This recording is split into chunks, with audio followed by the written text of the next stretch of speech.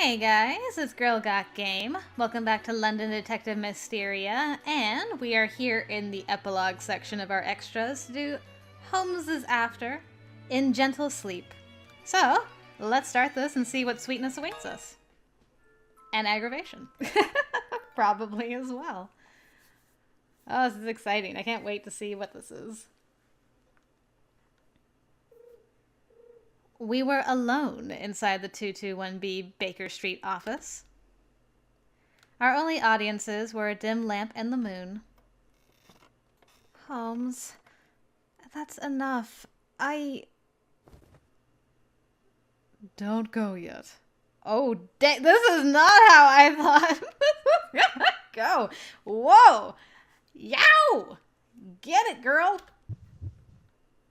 As I lay back on the sofa, Holmes's attention was absorbed in me completely, cradling my shoulders as he leant closer to kiss me. Watson will be home soon. Woo! Whew, that is a surprise meatball. No, he won't. On days when he's out to care for his horse, he's out till very late. Ah, that explains the horse. Okay. But it looks like it might rain. What if he's home early? Then I shall send him out again. Stay still. Our lips were joined. Then a hurried knock at the door disrupted us from our intimacy. Holmes, are you in there? He didn't answer. He steadily watched me, looking into my eyes, observed closely as he did how my lashes fluttered as I blinked, his breath held as we waited. Shouldn't you answer her? What if it's urgent? Shh. She'll hear you. I'm quite busy at the moment. If it's a letter from the inspector, just put it under the door. I'll read it later. If you were in there, you could have said something earlier. Fine. She slid her letter through the gap at the bottom as instructed. Through the corner of my eye, I could see the yard seal and the familiar scrawl that was Inspector Lestrade's. How did you know? Miss Hudson comes to the flat for 3 reasons. To bring food, to bring letters, or to bring guests. I didn't hear the clatter of tableware. No matter. I don't care for this talk. I should prefer kissing you. Let's read it. Just a moment. Wait. Dang. Boy is thirsty for her. He had a way of enveloping me, making me short of breath simply by his candor. Holmes was dominant, appreciably so, in the many ways he would yearn for me. His hands moved from my shoulders. He guided his fingers down the fabric of my arms till he met my waist, kissing my cheeks, my chin, my lips, kissing my lips deeper, as his hand slipped beneath to hold me, deeper still. Whenever you lie, your mouth twitches, just like it did then. You're a little liar. Not as much as you are. My arm hit the side of the desk by the sofa as my mind dithered to white. A clattering of documents and their accompanying inkwell spilling over brought me back. Oh no, the ink! Not important. Later. But those documents were important. He was being foolish. But then so was I. The feeling as his body made to earn me totally made me too giddy for words. Right now you're... Holmes stopped. Moments before was he unable to have a care for spilled ink. Now, as the fevered heat of his skin pulled away, did something pressing, something distracting, cause him to avert his eyes. What is it?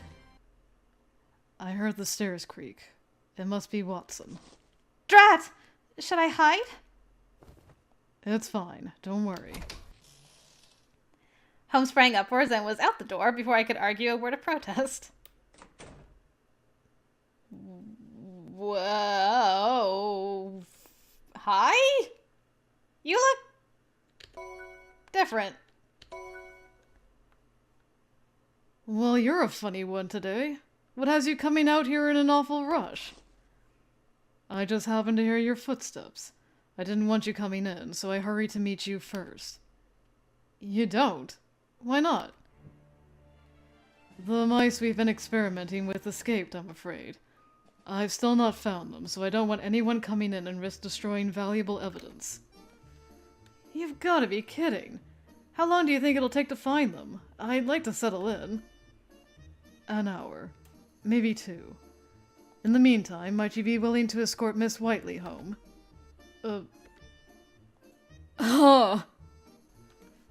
Why the laugh? Whatever you're conjuring, the reality is that she was helping me with our experiment in your place. Does Holmes not look... I mean, does Watson not look like he aged 5 to 10 years and Holmes has stayed the same? Am I crazy? He looks way different. She can be a clumsy one. Was she the one who let them out? No. She was not the one responsible. Really now? Then it was you, our flawless perfectionist, who had a moment of imperfection? No. What does it matter who was responsible? I could hear them. Faintly so, but my curiosity was piqued so that I sat up and tiptoed across the floor to keep my presence minimal. I pressed lightly against the door. No creaks. Good. And peered out. Hi, Emily! Holmes was just asking if I would take you home. He did? I don't want to put you out. You never do. I feel worse for interrupting your experiment. So very sorry. Oops. You mustn't glare, Holmes. And I'll be returning in a bit. Don't bother. Called him out. London streets on its foggiest nights were a most disagreeable place to take a stroll. Were a nobleman to make himself naked of protection as he walked in these hours, he would be stripped of his belongings by those of low standing or desperate Irish labourers. Nobleman, noblewoman, or not a noble at all. I suppose your standing in society made little difference. To chance it was an irrefutable act of idiocy or bravery, or so Pendleton told me. Watson hailed a cab on the street and helped me inside. The Whiteley Mansion in Vauxhall, please. You're kind, but I'm sure you'd much rather be in the flat. I know you. You would insist it wasn't that late and walk home alone if I weren't here, wouldn't you? Holmes would have my head if I allowed it, you know. He wouldn't go so far. You two just like to fret. And you're a strange enough character in that you don't like to fret. I side with Holmes on this one.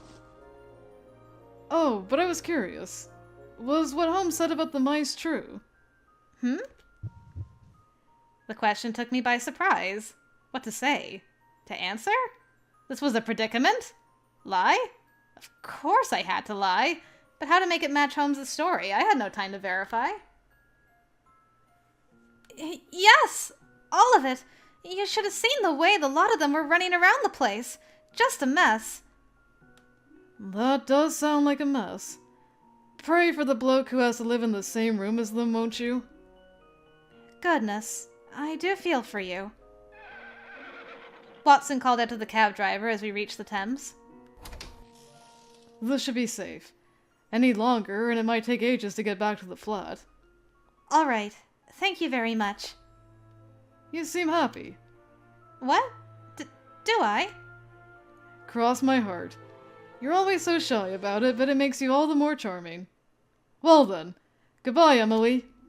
Watson! The things you'll say! Goodbye, then. This would be his stop. He stepped off and the driver continued on his way to the mansion. I recalled earlier that day upon letting out the tiniest, most modest of sighs. My cheeks burst into flame. Stop that! Yes, because you can certainly command cheeks to change color. To contemplate how he looked at me, how impatient he was with the way he kissed me, made it worse. It had been several months since Holmes declared his love for me, and Watson changed that much in that time. He looks completely different. Yet months seemed not enough for me to be used to our romance. All of it was still so new and different. Holmes was clear in his expectations of me. I was not against them by any means, but to say... well, how to say it? Was I humbled by my inexperience? Overwhelmed? It made it difficult to know if I met his wants. I wondered, too, if all girls were troubled by worries such as these. How could I face him tomorrow? With a much more immodest sigh, I buried my face in my hands. If only she knew there are only 2 mice in Holmes's room. Just a small trick, Emily. Got her. Watson entered the office to find his friend slumped on the sofa in an unlighted room. Oh, you're home. I called for a cab and stayed with her till she was halfway home. All right, thank you. Holmes, you've not been acting like yourself these days. I know. Look at that. Are all these potential cases? Pardon, I know sorting through this is my job. Nonsense. It's a small thing, and something I could have done just as well. But you, Herlock Holmes, have fallen head over heels for our fair Miss Emily Whiteley. Could has now become can't. Please don't say that. Every time she leaves, all my energy leaves with her. I don't want to think about cases. I just want to think about her smile, and that alone makes my heart ache. Can't is right. I can't bring myself to do anything. That's simply how it is now, and I hate it. You're in love. That's what it does to you. I know you're right, but to know how incomprehensible an emotion it really is, to learn that it is more painful once you're in love and not less, that I had no idea. Advise me, Watson. What must I do? What is a detective who's forgotten how to be a detective meant to live for? I never in my wildest dreams expected to hear that from you. How to say it? It might be best if you consider putting some distance between you and her. It hurts to watch you lose yourself in her. It hurts to watch you lose your goals. Why not tell me what it is that made you rent this place and become a detective? Why not tell me what it is that made you become the assistant to an intellectual cynic? Well, if I'm honest, it was my dad who made me. But I had goals of my own which lined up pretty nicely with yours, and I came to like working with you. I feel the same. We took up whatever we could, be it chasing down lost pets or finding national treasures. I started to think there wasn't a single case that I couldn't solve. And now? Now, well, you see it plainly. The real case is inside of me. It is a dilemma of the heart. A case that is simultaneously the most fascinating and most agonizing I've had the distress of facing. Look at this. He shook his head before procuring a single request from a pile. So many of these are covered in ink. You usually give them more care than this. There's even one from the inspector that's still unopened. Indeed. Some of the requests we receive carry a degree of danger. I am afraid to open them when she's with me. Ah, that explains it. Let's see. Subject La Traviata. Letter. The following threat was sent to the production company behind the play La Traviata starring Lily Langdon. If you do not cancel the play's first performance on the day after tomorrow, I shall blow Albert Hall to smithereens, spectators and all. Many of those connected to the play are associated with the royal family and the theater. Do you suppose this is the work of someone who resents the crown? Ugh. The bottom part is too stained with ink to read. It's still fresh. Give it here. I'll dab it with a bit of water and see if that clears it well enough. Holmes looked at the request from Watson, cheeks fluffed and a fair frown between them before gazing out the window. Well, we've read it, so let's get on with it starting tomorrow. Shan't keep Inspector Lestrade waiting. All right. Then let's go to Scotland Yard as soon as lessons are finished. The next day passed in an uneventful blur. Wake up, have tea and breakfast whilst reading the paper, go to the academy, and sit through lessons until it was the end of the school day. My schoolmates shuffled to leave in a regular fashion. Ugh, I can't be round him without blushing. I must behave. You can do it, Emily! Listen, Holmes, may I? No. I haven't finished asking! You don't need to finish. What you want is always writ upon your face. You want to assist in my current case, don't you? So you do know! Yes, let's solve it as a team. That's quite all right. Watson will be providing enough assistance for today. I don't doubt it, but if the three of us were to split the... Not 3. Watson and I will be working as 2. I'd rather you work as 1. He mumbled with an indifference as he refused to face me. Whatever is the matter, Holmes? What's happened? Nothing, as far as you may be concerned. The problem is mine alone. Regardless, I will be concerned. Can I truly be of no help? You must have noticed that my concentration of late has been insufficient. Watson has certainly noticed. Then your situation is grave. I beg your pardon! I'm not an idiot, and I don't like your agreeing tone, Emily!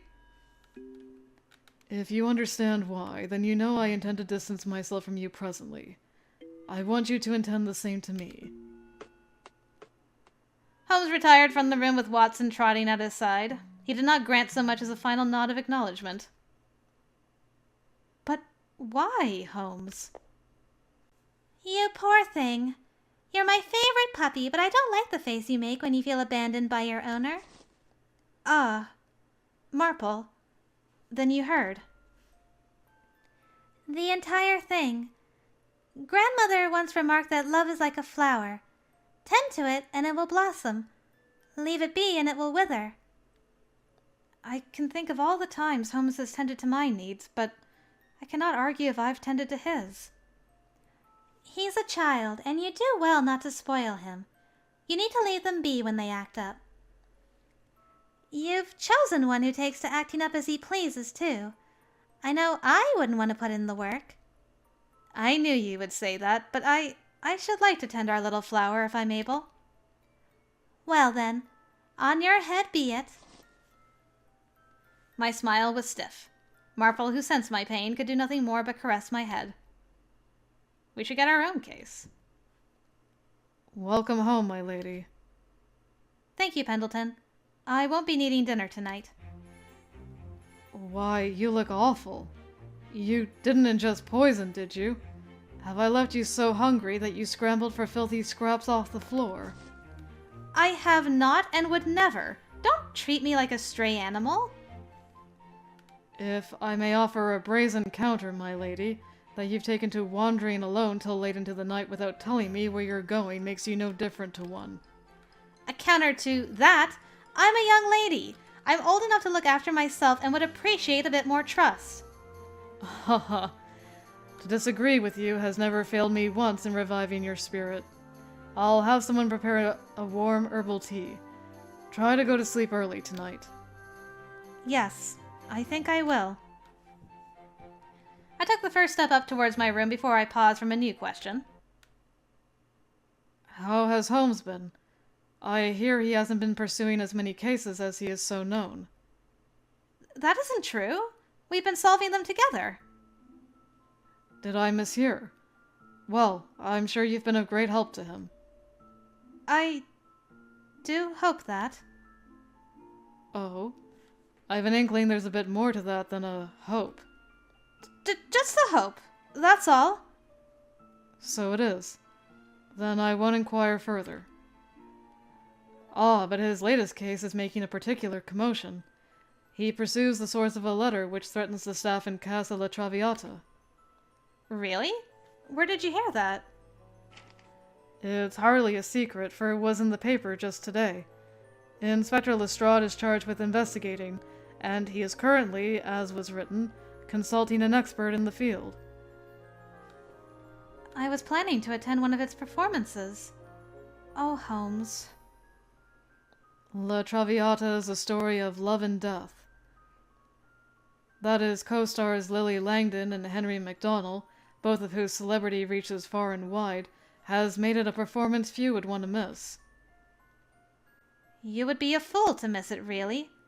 It's guaranteed to be a wonderful performance, but what if they were to cancel it after receiving such letters? Tomorrow, my lady.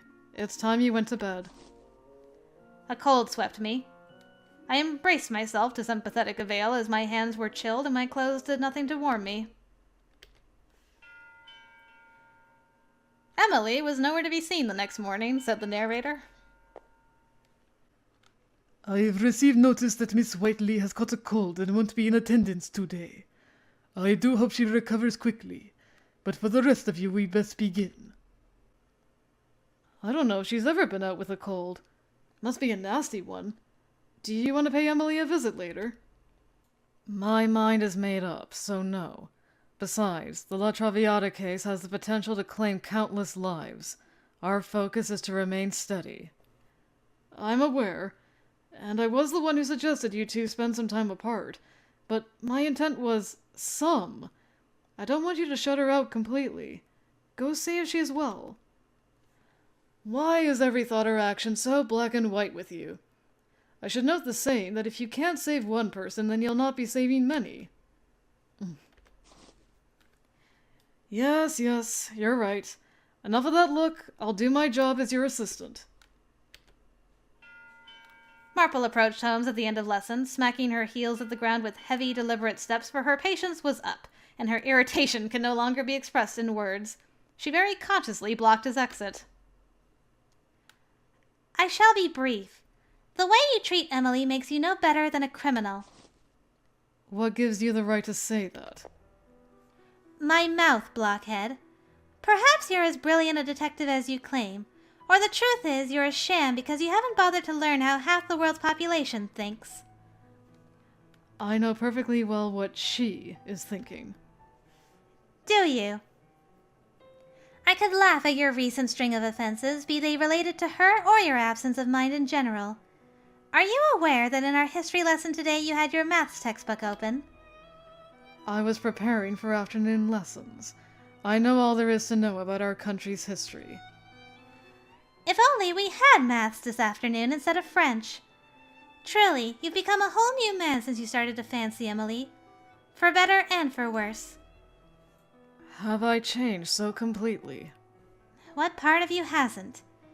I feel obliged to wish you, new man, well on your investigation. Holmes had no counter. Marple, quite finished, turned her back to him with steps considerably lighter and long hair flowing to the fresh air that resulted after a fine venting. She's got you, Holmes. If she were interrogating me the way she just did you, I'm not sure I would last 5 seconds. I know I've changed, but I don't need anyone else telling me. Watson shrugged. He overheard Akachi and Kobayashi were interested in visiting in their stead. Wouldn't you like to accompany them, Holmes? You still want to work? Yes. We're going to Albert Hall. Let's go. What if your face is the only one she wants to see? Resolving this case is more prudent. I said, let's go. Ugh, all right. After you, then. It pains me to turn you away at the door, but Lady Whiteley has been feeling unwell. Would it be impolite of me to request to return another day? Not in the least. If you would, please give our regards to Miss Whiteley. And give her those notes from class, too. Absolutely. I will do so later. Holmes has been just cruel to her. I'm worried, you know. Oh! What about this? I'll court her. She would swoon over me, and he'll go absolutely mad with jealousy. Good idea? That's liable to make the situation worse. And remember... Kobayashi, should your intentions be true, please ask me for permission before you try anything. Nah! Pendleton, those eyes could slice a chap in half. Save me, Akachi! You reap what you sow. Call overcoming life's trials by your own hand another form of training. No! And the funny thing is, we can't even court that boy. Whew. Thank God Pendleton believed me being ill. It's nearing 6, but it won't be dark for a while longer yet. Off I go! I took caution when I sneaked out the mansion, after which I gathered my skirt and ran as quickly as I could to Albert Hall next to Hyde Park. If they're serious about this, they'll set the explosive when the coast is quiet. The best time is going to be during dress rehearsals and the like, when very few would be coming and going. I suspect outside contractors would be among them. Why, though? Why would anyone want to do this awful thing? Why kill so many innocents? It's likely the work of the IRA. Ah! Holmes! You are a fool. What made you think to come to a place like this alone? Because... He spoke to me. He was speaking to me. Speaking in that rude manner so natural to him, of course, but... Oh, who cared? I hadn't realized how sorely I missed him until my heart was singing by the melody of his voice. You said you'd rather I work as one, so here I am, working alone. True. I did say that. I should have known what would happen. Perhaps I'm the bigger fool. How could he speak of himself this way? I don't mean to, interrupt, but now isn't the time to reflect on what-ifs and should-haves. Watson stood behind him, a bitter smile telling me all I needed to know. Now was not the time to turn on the tap.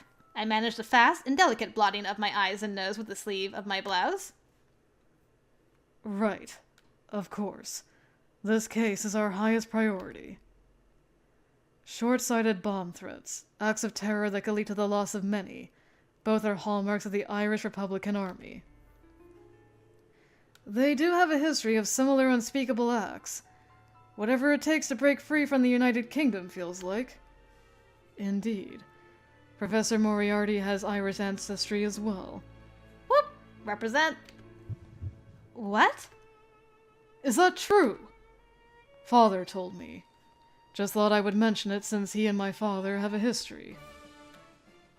If we can find proofs of the IRA's involvement, we can be quick to narrow down our suspects by their physical features. What about that reporter over there, then? His hair's dark. Looks like an Irishman to me. A reporter is unlikely to be suspected. They could say they're present for research on an article, and it would be no trouble at all to disguise a bomb within their camera equipment. It is premature to suspect any man on the street simply because he's a reporter. If you two have considered it immediately, wouldn't the Yard and their many officers at the building consider something similar? The logic is hardly obtuse. You're right. The culprit would know this just as well. They would never be so transparent with explosives. Then why put us on track to speculating the IRA at all? Oh, don't misunderstand. I do think this case involves the IRA.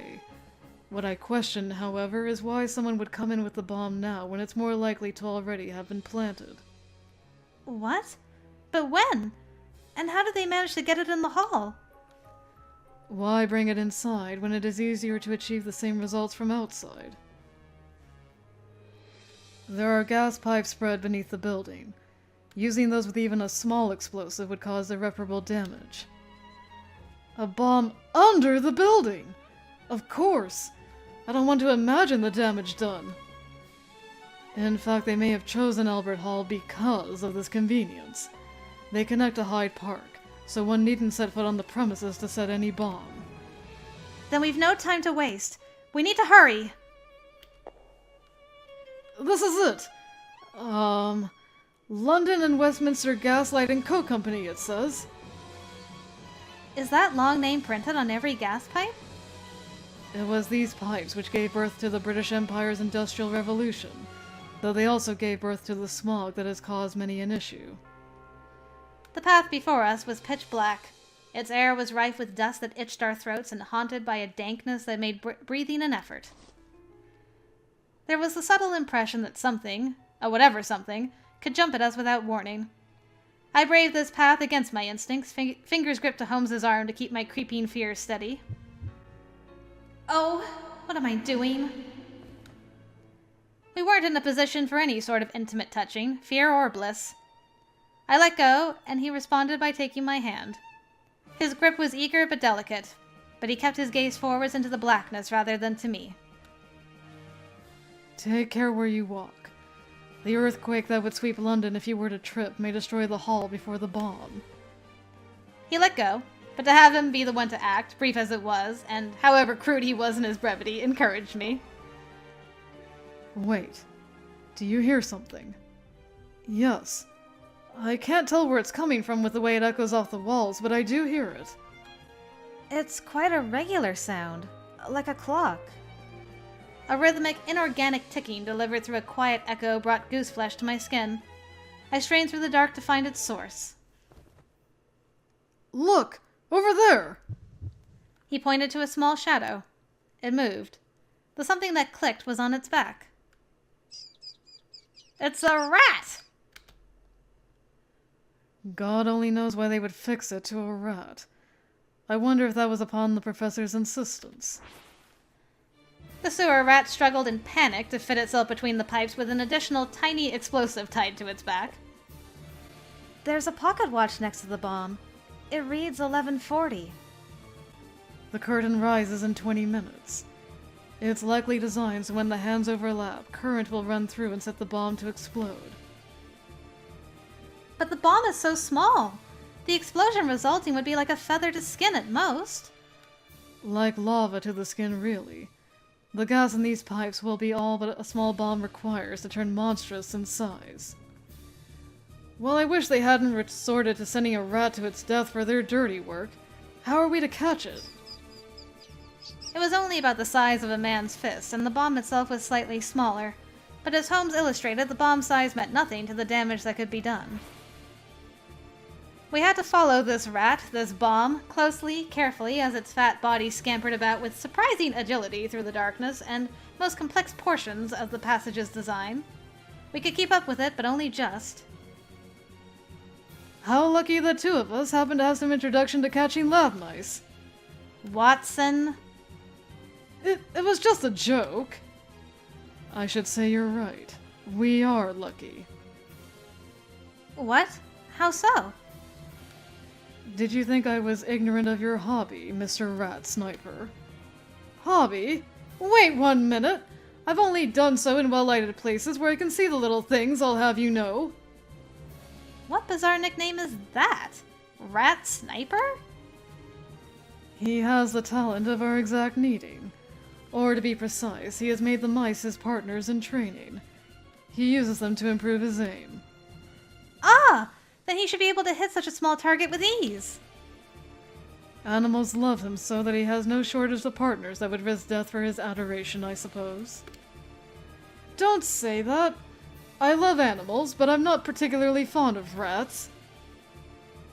It's less for sport and more for exterminating them, but I confess it's worked miracles on my aim. But, none of those were in a room full of gas pipes. I could very well hit one of those.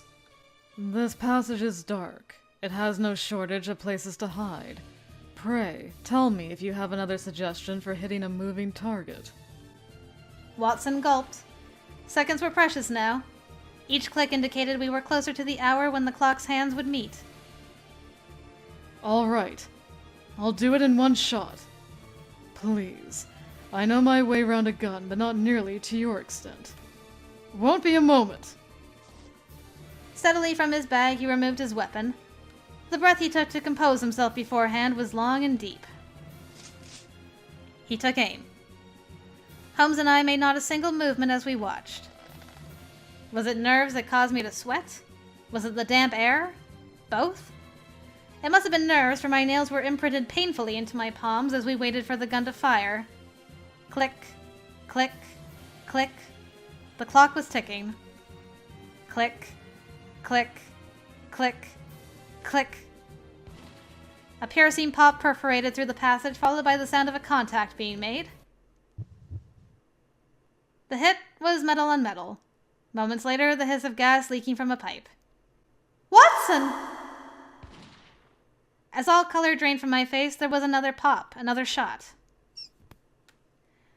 This one met its target. The once skittish rat and the bomb dropped. Whew. Well done. A smart choice to miss deliberately with that first shot. You knew? I wanted it to move away from the pipes to avoid hitting them myself. So you planned that? The panic you had me in. Your panic is still apt. The timer is still active. Miss Whiteley, cover the pipe's hole with your handkerchief and we'll recover the bomb. All right. I'll return and telephone Scotland Yard. Why do you look so flustered, Holmes? No reason. I heard 2 shots, one of which was a deeper pitch to Watson's gun. Or so I imagined. He was a perfect shot, but I've reason to believe a second one made contact with a spot not far away. What could it have been if not another gun? It baffles me. Like Holmes, I was preyed by my imagination. Something moved farther into the passage, but I did not see what. Was it heard? Sensed? I strained my eyes for an answer, but my only findings were more darkness.